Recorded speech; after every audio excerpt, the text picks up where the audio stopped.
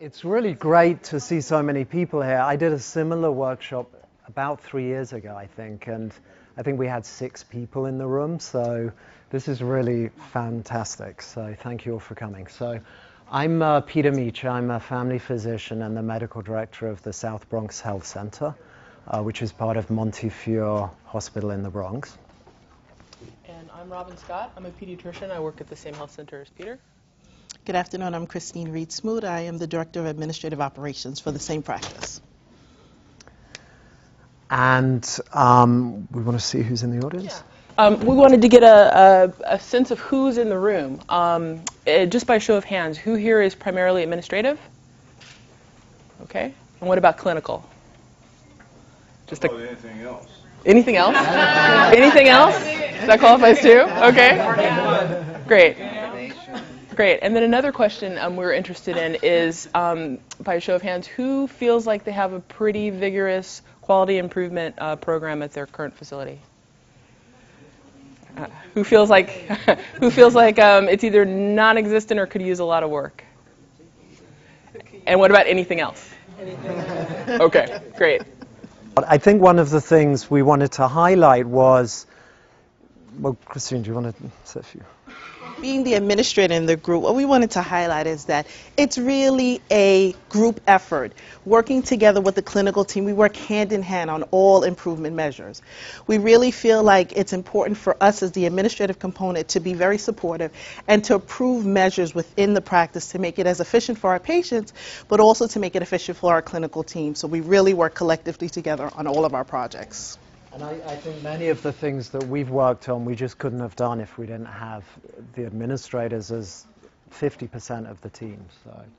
So what we would like to do today is to briefly do a summary of what the infamous PDSA cycle is, and then really talk about how to make QI easy. I think QI, quality improvement, can feel like this horrible, heavy thing that no one wants to do, but we all collect UDS measures for our sites. We all collect things we report on. We use those for all of our quality improvement. And so the work involved in doing QI is really small once you've got the collecting data piece out the way, and we're already doing that. So that's really the take-home message here, is how to do things with the data you're already reporting to structure quality improvement around. And after a few minutes, we're going to break into 3 groups and hopefully come up with some takeaway QI projects that you can take back to your sites to try to get started and move forward. So this is public housing by the South Bronx. I did want to just touch on the difference between quality assurance and quality improvement. Does anyone know, out of interest? Anyone? So just really briefly, quality assurance was the sort of older term that was used, and it tends to look backwards and be somewhat punitive, because it's the sort of thing that, which staff member failed to transfer the call to the correct extension, or there was some bad outcome. Was it something the doctor did wrong or the nurse did wrong? It's sort of looking back. It's important because you want to find out what the problems are, but it doesn't really inspire you to embrace the whole concept. Quality improvement, however, is about looking forward and thinking about how to make things better and design things better. So, for example, it could be about how to increase the efficiency in the health center so people don't wait so long to get in and out of the place. So it's a much more sort of encouraging and positive way of thinking about improving the service we're providing. So as I say, the bulk of this is going to be about a group exercise and then reporting back to the group.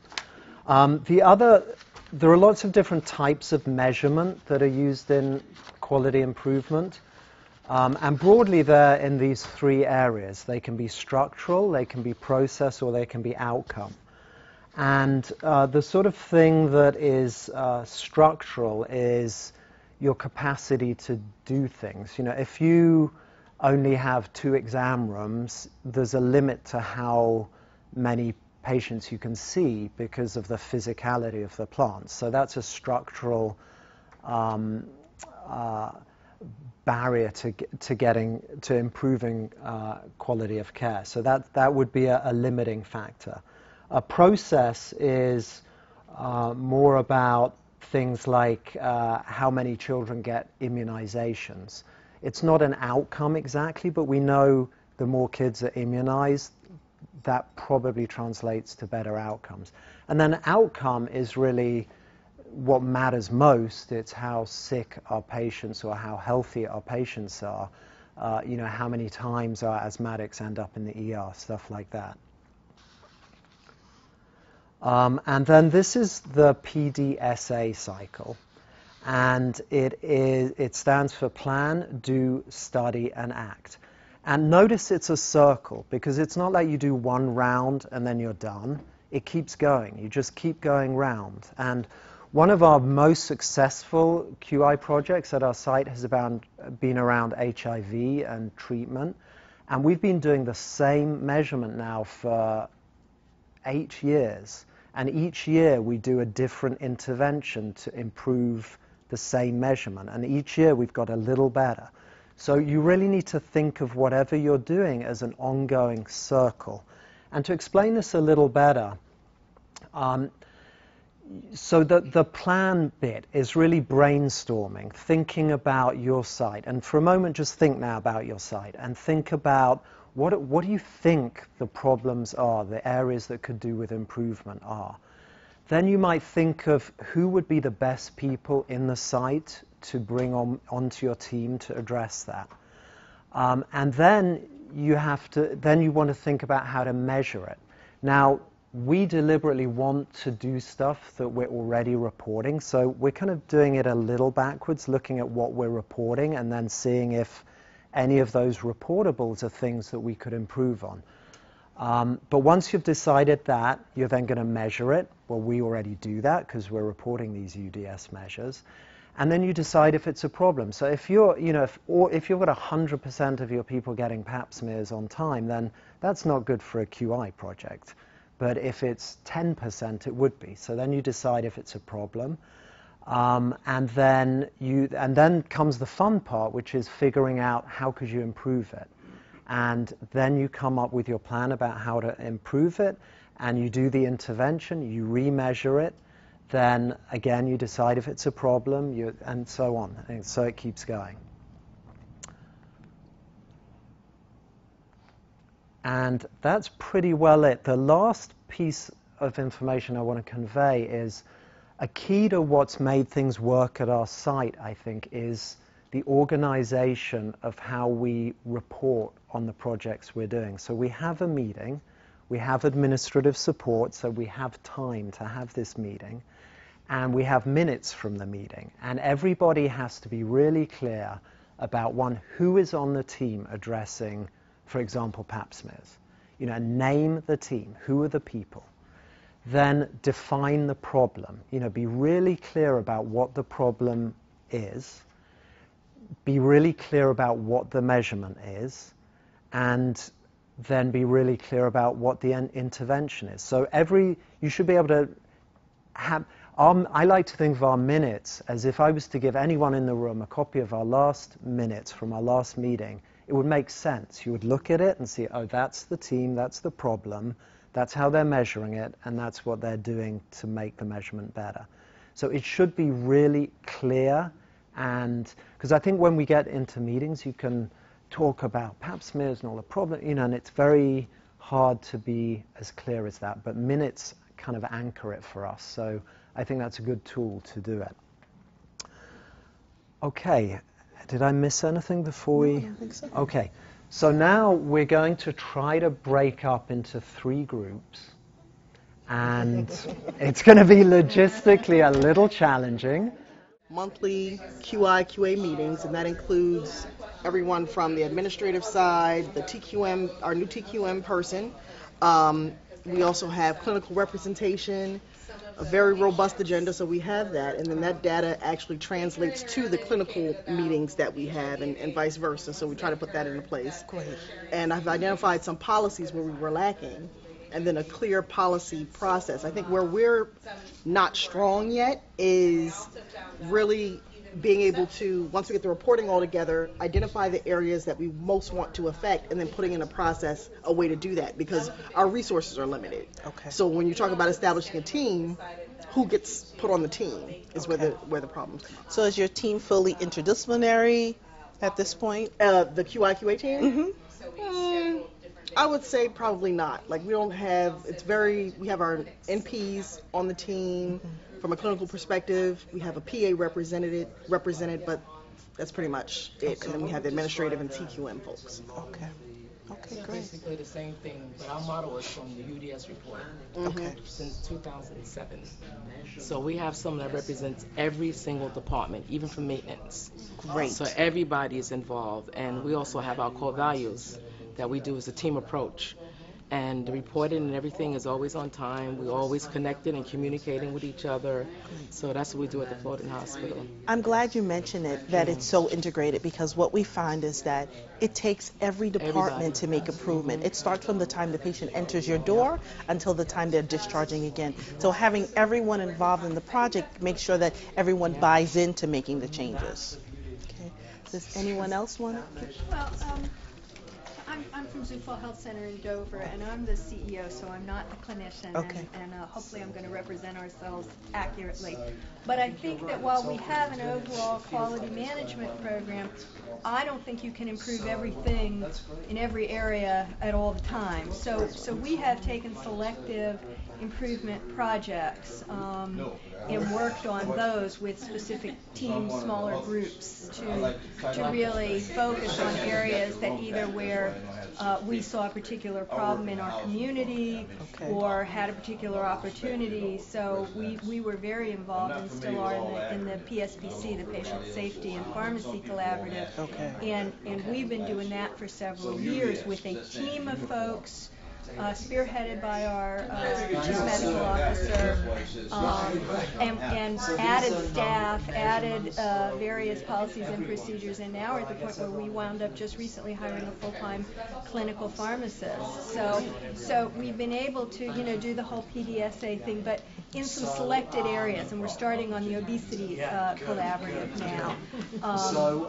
And we do try and do the other stuff to at least know that we're hitting all the marks, but only focusing on specific quality areas. Definitely. Well, as part of your health center, you have to prioritize the areas that are your focus. You can identify the areas and talk about how you're going to put time frames next to each one of them, but you have to prioritize based on your services and your patient needs. So let's talk about some challenges with putting together a QI plan. Resources, are those challenges? Yes. Process areas, are those challenges? Any other challenges that you're coming against? Time. So talk about that. I have a specific job to do. You have a specific job to do. Everybody else has a specific job. So just carving out time in your daily schedule, or your weekly schedule, or your monthly schedule to be able to come together to effectively talk about it and to have something already completed to bring to the table to talk about it. So if you already are understaffed, overworked and understaffed, then add one more thing on your plate of things to do. It's challenging. Definitely. Anyone else has a challenge? I appreciate the question. Thank you, sir. I think those are the top ones. Yeah, I could echo the exact same thing. Okay. Talk about that. Because you have many different dynamics coming into the table. You have the doctor, you have the administrator, and they all have different mindsets of where they want to. And different priorities. Right. So that could be a challenge too. Okay. Great. I think also the buy-in. So our measure of getting the information across so that we've got, some representation, but is it fully understood by, all the employees what we're trying to do, or is it just a select few who are working diligently? So communication becomes a challenge, because then everybody can appreciate, the struggle. How are you communicating your quality improvement initiatives to your entire team?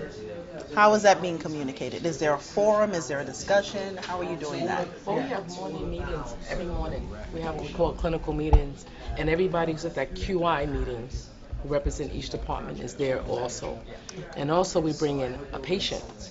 Every day we bring in a different patient to see what their needs are, so we can, pay attention to their needs as well. And it could be the cleanliness, it could be the safety, it could be something, but we try to get everybody involved. So every single day, and I love where I work, the Florida Hospital, we do communicate with each other on a daily basis. So your plate might be full today, my plate might be full. So what you had on your plate, I'll be like, well, how could I help you?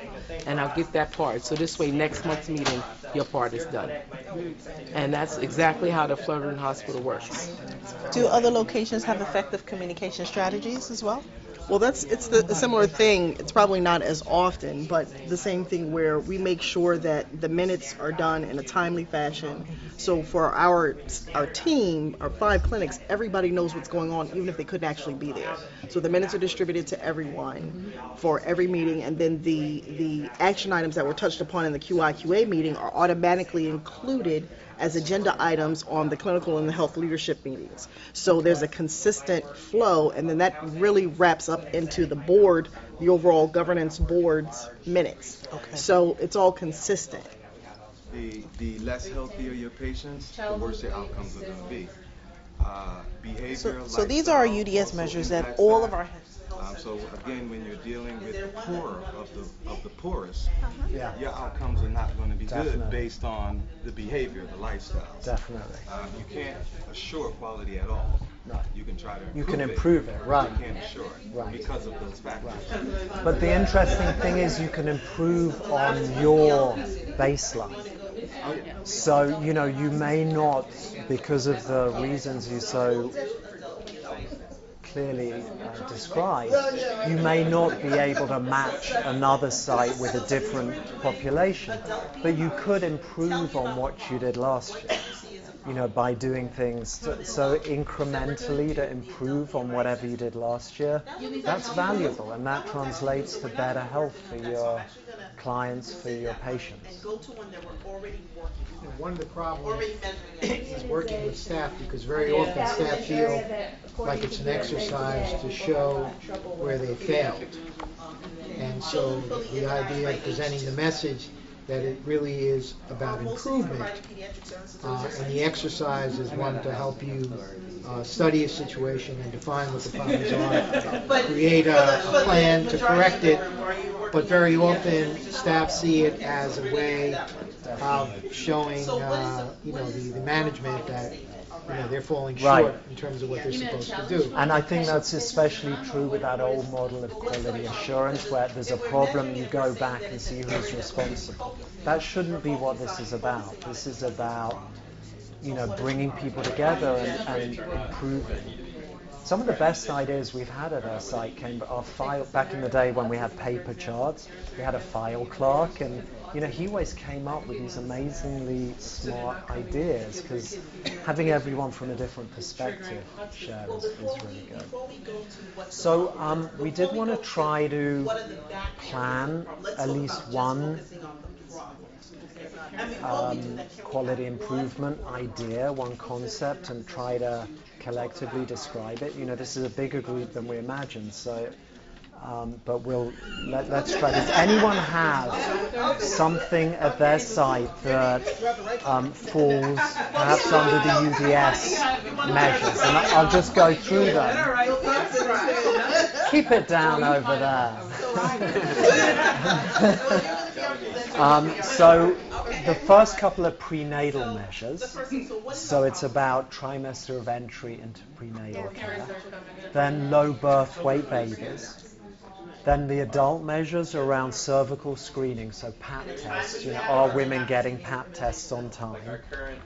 Are people with high blood pressure, their blood pressure controlled? Are diabetics, are their sugars well controlled?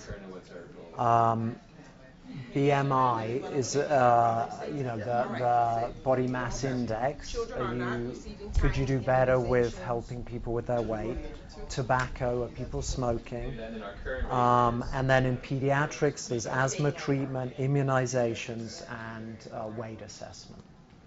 So that's a lot. There are a few sheets passing around. I don't know if you want to just circulate them.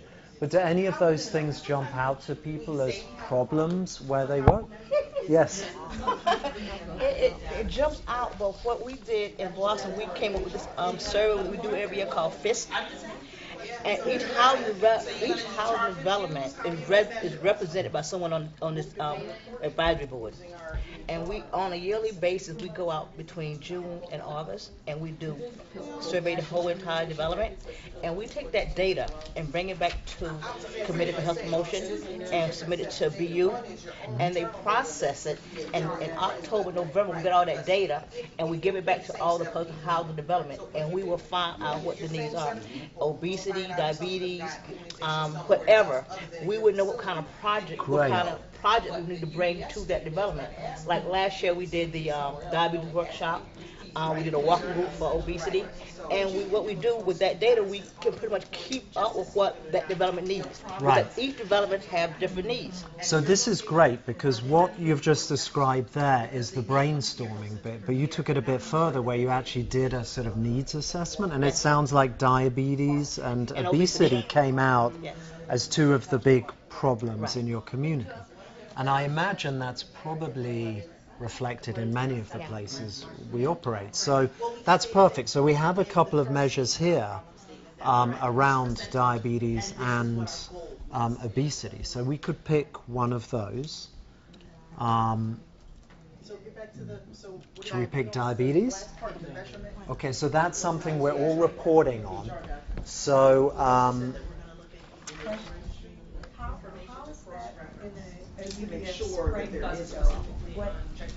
so the medical facilities have to report. I know, I'm aware of CBS, but we report the demographics in this, and maybe clinical does the rest. Would we be reporting an increase, decrease, or our response? Or what are we? Well, we would hope we will decrease the number of out-of-control diabetics. So we list the number. So at the moment, one of the measures is how many people have hemoglobin A1Cs, which is the blood test you get every 3 months to see how well controlled your sugar is, to see how many are out of control. And we report that every year. So if we've identified diabetes as a problem, it's not well controlled, so we would want that number to go down.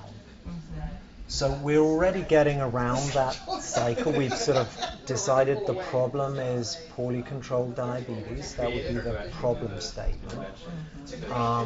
Then we're going to think about who the team should be to address that. So what do you have a sense of what the problems are? Who are the people who might make this better in your? What we did after they did the needs assessment, they found what the concerns are and what the resident would like to do. Some are referred to other neighborhood hospitals and clinics. Some participated in a walking group. Some was referred to the health center for other services. But the most concern that we had in our development was people not being aware that they had diabetes. And I think when they did the assessment, they found there was a large number of residents that had diabetes. And one of the programs was that they will follow that person up to 2 years after that first treatment. And it really works. I think now they're in the second phase, and I think about 25% of our citizens has been serviced with the diabetes treatment and doing fine. Yeah. So you put in a team who helps those people in the community. I mean, so that could be an intervention. The intervention is you put together a team that goes in. But I'm wondering, in the health center, if there was one site, and this is open for anyone, who are the key people? If you were to try to improve the sugar control for the diabetics who are you're seeing at the health center, The actual who would we make in the team? The actual MD. So you feel the MDs or the providers and then the MA, because they're usually the ones who do the entry in the system, whichever right, so system you're the using. patient care tech or the medical assistant, the nursing person, so the provider and the nursing person. Health Who else? educator. Yeah, we have a Yes. Yeah, health educators, critical, right? I would say one that maybe not be thought of, but like folks in the billing and coding department. I just had an experience where our numbers for capturing BMI were like the missing data was like 90 percentile, and it was assumed that my staff weren't doing it, and they were. The coders weren't actually entering it because they weren't picking it up because we're now partially on EHR. So a lot of it's just populating by itself, but they were missing the ones that my staff were doing, so my numbers looked horrible. So now we'll go back and check that. So I think even including folks like coding, making sure that you're accurately coding the HbA1c and those kinds of things. That's great. Yep. So think of it from the patient's perspective. Who do you think the patient coming through the health centre and leaving, or not coming to the health centre, is there anyone else who's important there?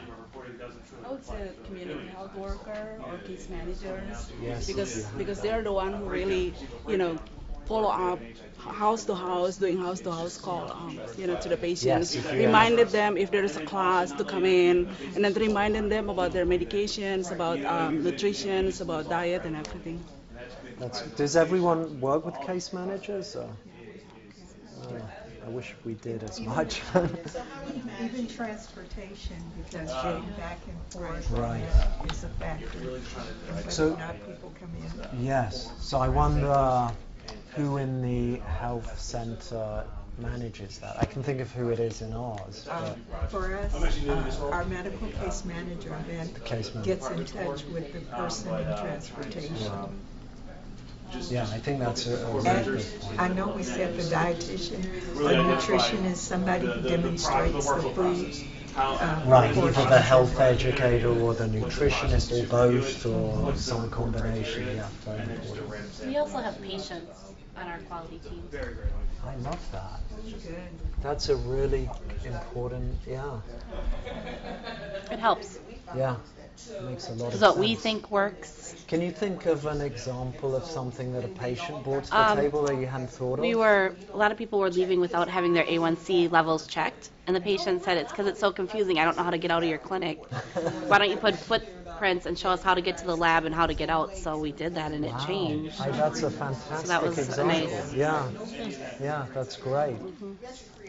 I love doing these things because I always go away learning stuff. Yeah. I also think the front desk is really important.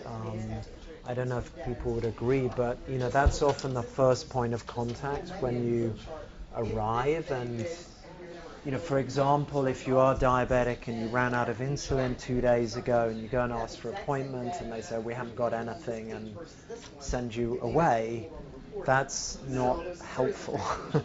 So you really want the person who's sort of the first point of contact to understand the process too. So that would be the team. So suppose we've identified this is a problem at our site. We've got a lot of uncontrolled diabetics. We've identified the team. Let's think about intervention, and maybe think about the health center that serves the community you're in. Let's just brainstorm about. That was a great example you just gave, Rhonda, right? That was one example, but what other examples could be the reason that people are uncontrolled in their diabetes? I think, again, you have the challenges of behaviors. How do you teach someone not to drink sweet tea every day when they've been drinking sweet tea all their life every day?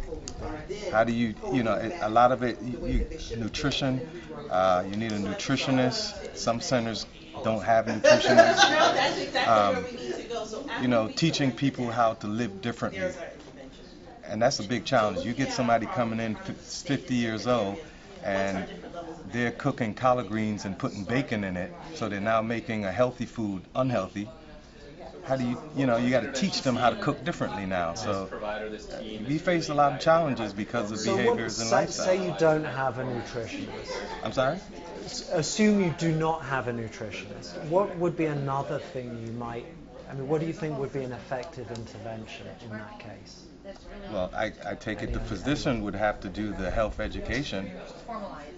They could, but you know what? I think physicians, as a physician, are really bad at that stuff. And most of the time, patients be, oh yeah. And I like to try and do my best, but I'm not good at it. It's really just getting together with a group of best practice people with a support, a network, maybe not a whole lot, but if you have, say, 2 or 3 people that come and get educated, and then they support like each a other. peer group. Or just a peer friend or group where they are able to discuss what they're cooking and all of this. I think, and having a checkpoint. We check with each other at this point, this time.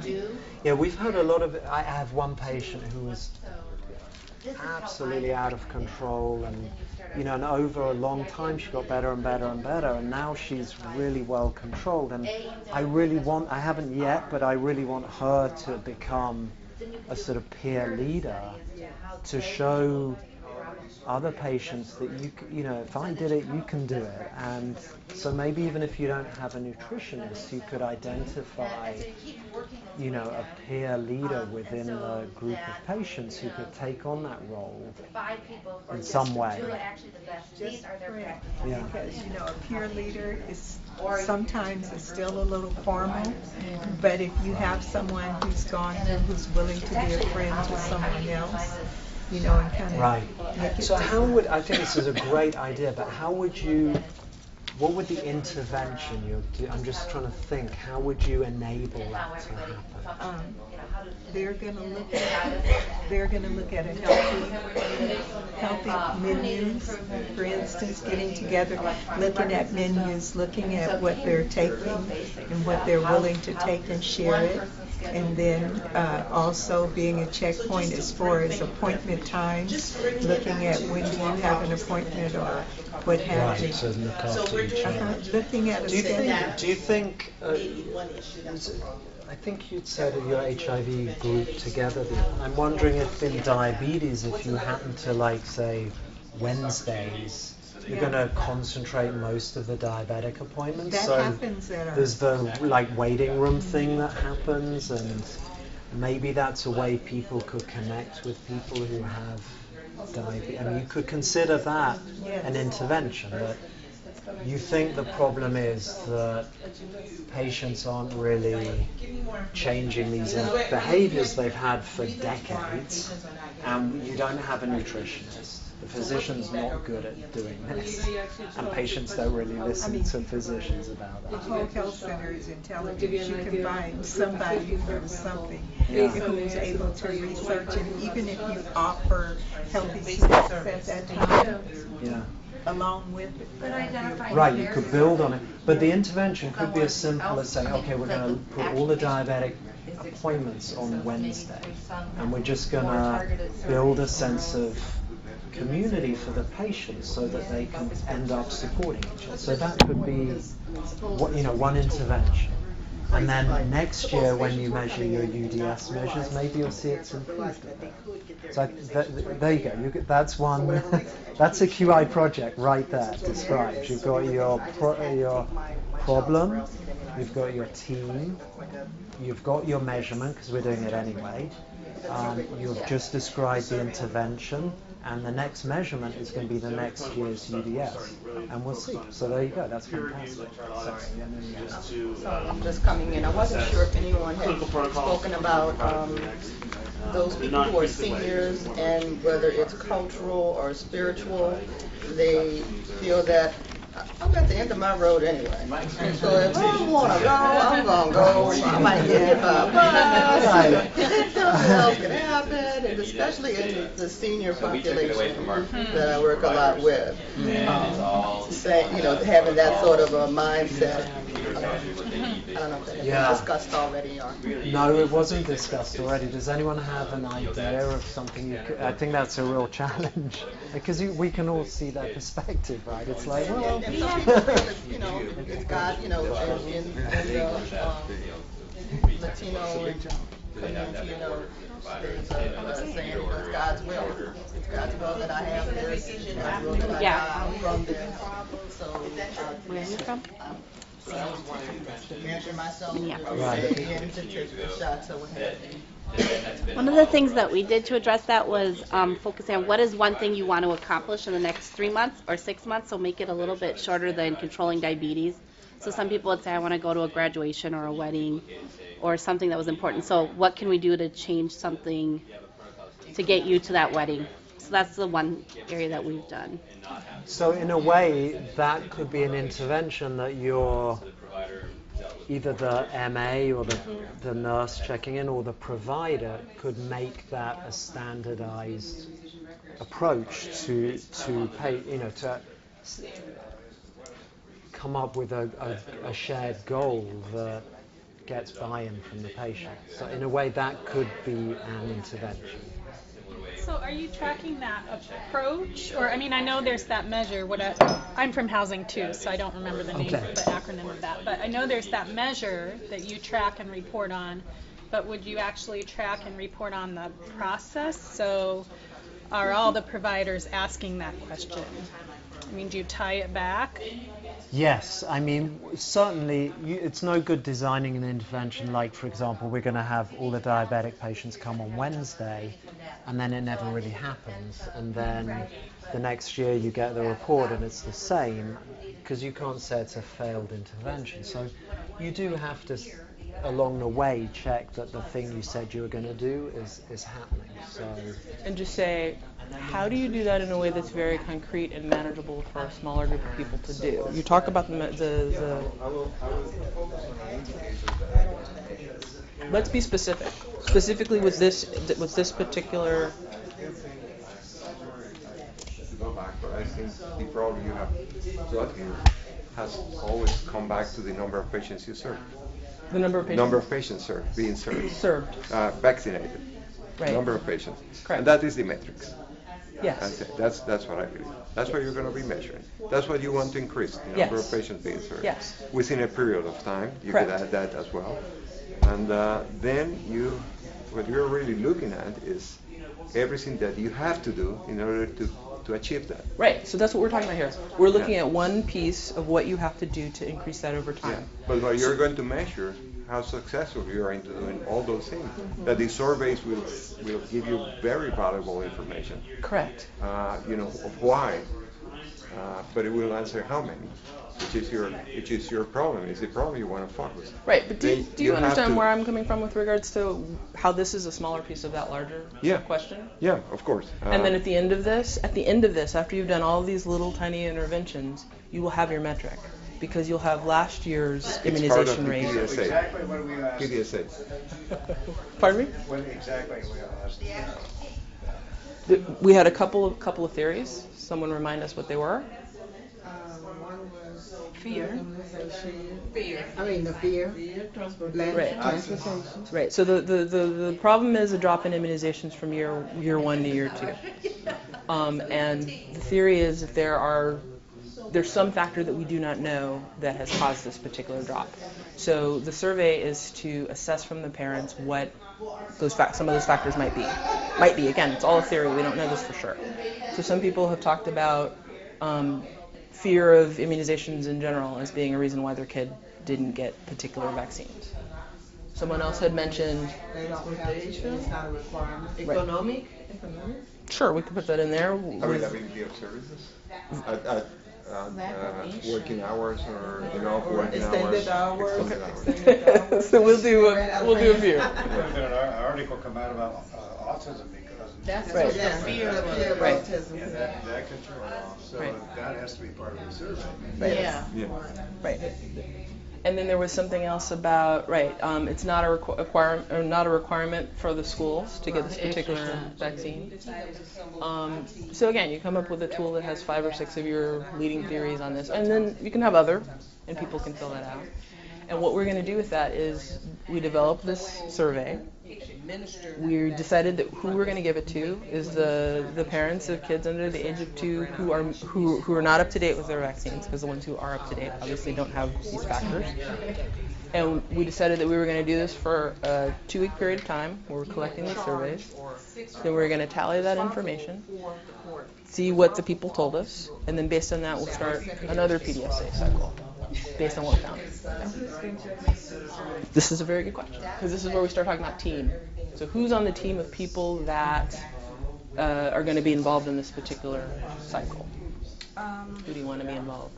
Definitely you want your, well, we're nurse practitioner run, so you want your clinicians, obviously. Absolutely. So you want your RNs and your nurse practitioners. You may want to have some of your front desk people involved, so your clerical. There may be some administrative people, but definitely I would want the clinical and the front desk people. Right.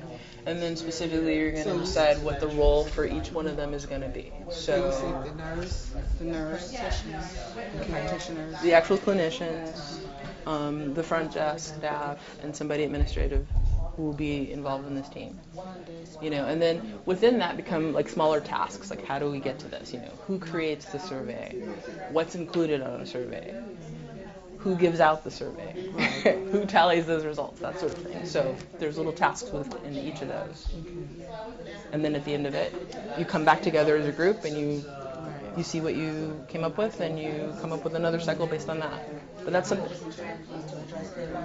If you find out that it is actually fear or whatever, overwhelming, so you come up with some interventions to address that, and then retest and do your measures. Exactly. And the measures that you do in your second PDSA cycle are going to be different than the first, because at first we were just gathering information. Right. Once we have the information and we do an intervention based on what we found, then we're going to measure something completely different related to that. Right. So what's the intervention here to look at? And it was one of the suggestions is we better go back and kind of look at the trends of what's happened in the past. Is this one of these cyclical sort of things or what? And then what is out there? Is it the fear that patients have? Was there an article that came out about autism that patients are now reading about? So how are we going to take a look at this and figure out what the problem is? Came up with the intervention is obviously a survey, and looking at some of the questions that we might be able to ask our patients as to what the reasons why they're not getting their children immunized. And then the survey would take place over 2 weeks, and then we would measure the rate of immunizations 3 months later. Is that correct? And we thought we'd focus on the parents of the children who were 2 and under who had not been up to date on their immunizations, because obviously the ones that are up to date, we don't want to include them, and just find out what the problem is. Like you said, whatever the theory is it fear? Is it cost? Is it whatever it is? And just have those on the survey so people can pick, what's the most prevalent issue or several or whatever, and then go back and look at those. And we thought we would include the clinicians, clerical, and administrative as part of that team, so that everybody has a role and they can help. We spent a lot of time talking about how, there's different types of PDSAs. There are the ones that look at changes over a very long period of time and take into consideration a lot of different factors. And then there are basically what I consider to be sort of the nitty-gritty PDSAs, where you're actually doing some small intervention that gets you to this larger point. So in this particular example, we were looking at a very short intervention where the overall question is, why did the immunization rates drop? We came up with an intervention which was to survey the parents as to what some of our leading theories were about why those rates dropped. Then the do part of that was to actually, we came up with a team to administer a survey, to develop and administer a survey over a 2-week period of time. And then at the end of that, the study is to look at what the survey showed us, which will then lead us into our next PDSA, which is based on what we found from this mini intervention. what's something that we can do based on what the parents tell us to get to our overall goal of increasing the rates of immunization. So there's definitely, sort of the macro level for PDSA and the micro level, which I think is where most of us live in the micro level. How do we do the work to actually get to this larger point? So that's what ours showed. Great. Team. For my wonderful team, our PDSA focus area was similar. Children under the age of 2 who had not been immunized. So we took a look at that and we stepped back and said, okay, the first step, of course, is to identify and confirm that we actually have a problem. The baseline or the benchmark, I guess, that we established was that we were at 50%, we needed to be at 80%. So we needed to confirm that data. So the first step was to go back and look at our EHR, collect the data, confirm that that's actually an issue or that was an issue. And we also figured that we cross-reference with some state data to confirm that these kids actually weren't being immunized. It's very possible that they weren't coming into the clinics, but they could have been going somewhere else. So if that was the case, then we actually had 2 issues that we would, one or the other that we would need to address. One was an internal process issue. The other was potentially an HIT problem.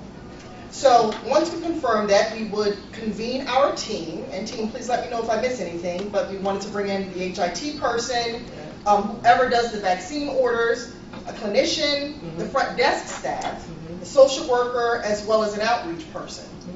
Now, as we talked about it, we realized that the team could get pretty big, so as a first step, what we wanted to do was really focus in maybe on a core team. And then when we were ready to implement, bring in some of the secondary members to help implement the actions that we discussed.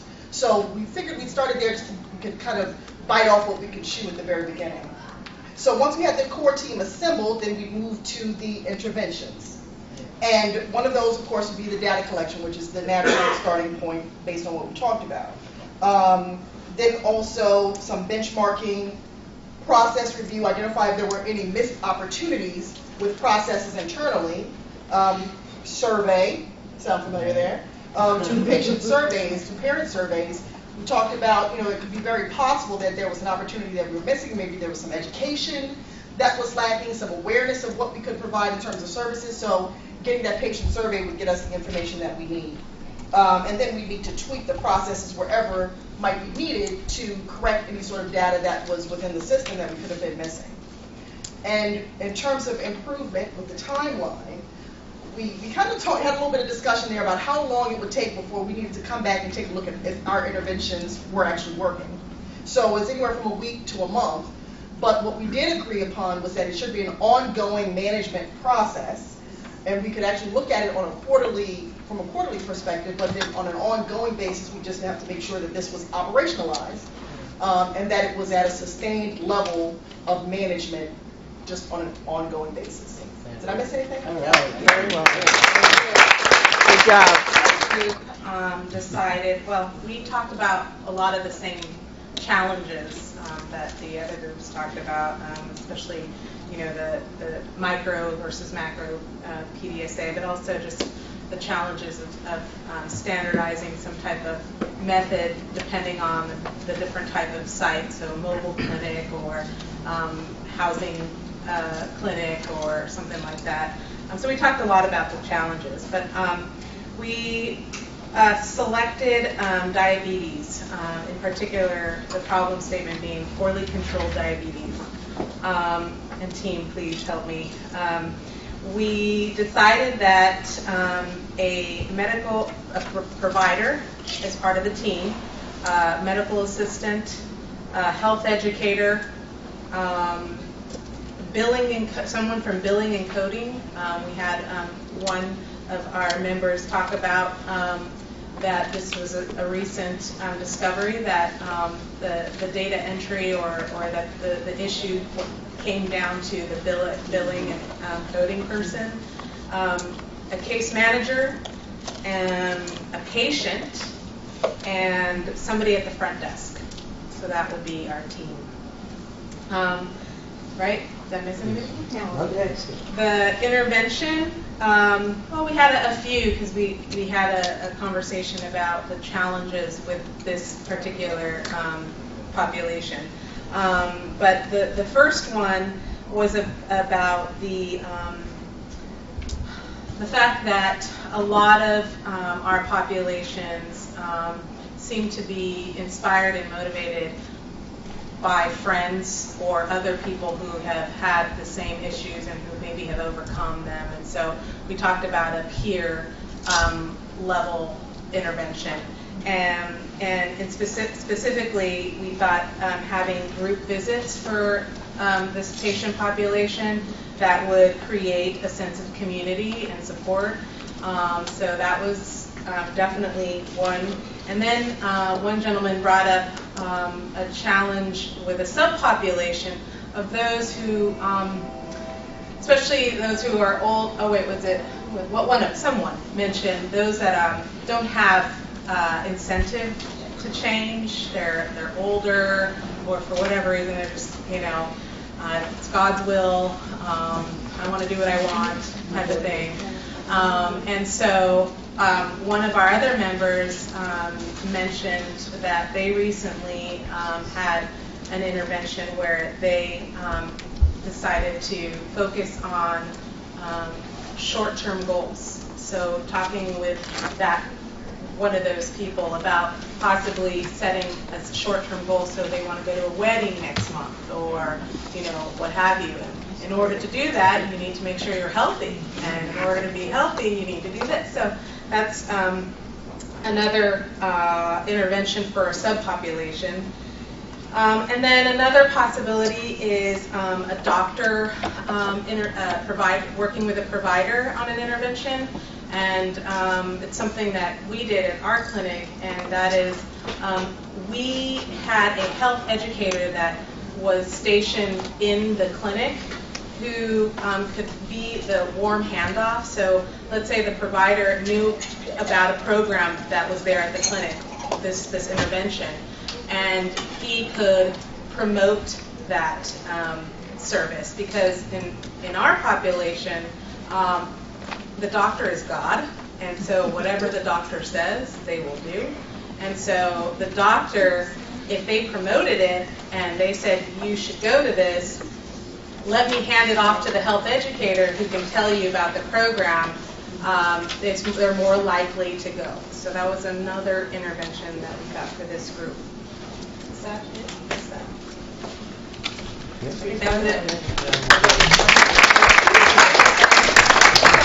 Well, because the timeline in a way is a bit set in that both the child immunization and the uncontrolled diabetes, these are things we report annually. So you have 1 year to do your intervention and then remeasure. So at least that's the end. What happens, the actual timeline we didn't get to, but great, thank you.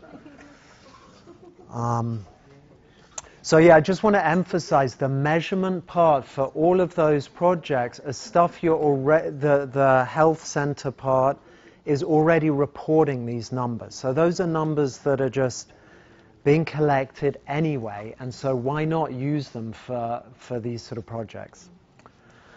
So I think, do we do this bit now or no? I guess we'll just open it for questions, and then I'm trying to remember to do that assessment bit before we all disperse. Yes, sir. Just a comment about, particularly as many of us in health centers are transitioning to an electronic medical record, that sometimes there are significant discrepancies with the data now versus when it was done manually, pre-electronic. So one of the things you always want to rule out is to make sure that there's uniformity in terms of how the data was collected, because we had the experience where there were big discrepancies, and it had to do with the way that the data was being collected and reported versus with the electronic record. So just something to keep in mind, particularly around UDS. Right, which is why I can't remember which group talked about having someone from the electronic medical record and from billing, involved, because you want them to be a part of that. That's absolutely right. We talked about that significantly in group 2, and really thought that once you once you collect your data initially, you really may have to come back and analyze whether or not you have standardized practices across the board, because just as you mentioned with the EHR, the information may be in there, but there's a difference between how provider A documented that information different from provider B, and that may be the variance in your data right there. Anyone else? That's it. Well, thank you, everyone. It's been really fun. Thank you. I thought it was going to be 5.